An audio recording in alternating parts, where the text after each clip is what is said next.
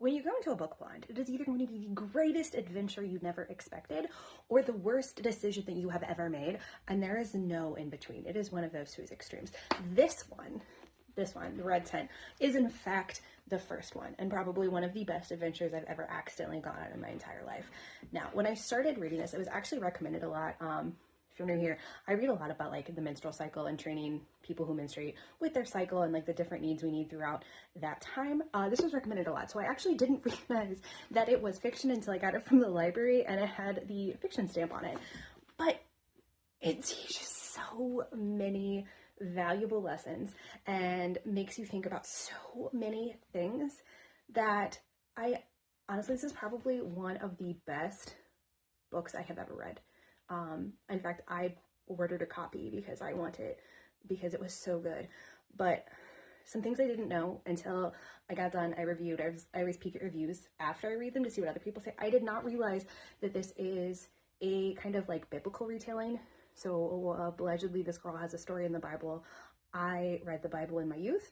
I remembered the basics. So I can't tell you if you're someone who follows that mythology, how true this is, or if you're going to enjoy it. But what I will tell you is what I loved about this book is it follows this girl from, so like the first pack is about like how her parents met, and then the next page is about her childhood, and then her motherhood, and then her cronehood, grandmotherhood, however you look at that. So we follow her from her origin story, her maiden, mother, crone phases. That's not what they call them in the book, but that's what I related it to in my head. And it was really interesting to see like how many things that we don't have now because we started out in a lot of matriarchal societies and things were passed down from mother to daughter, and a lot of those got lost in translation.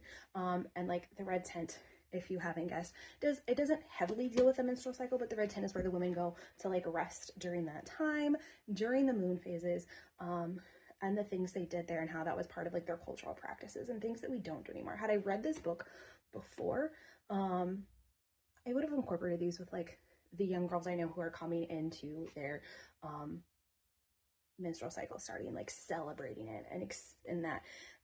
But just watching it, even as someone who doesn't have kids and never, like, I have my tubes tied, I can't have kids, but this journey is so beautiful and you should read it. I will have a longer review up on this, probably next week, that I will share with you, but highly recommend this. It is beautifully written, makes you think, you're gonna laugh and cry. It's great. The Red Tent.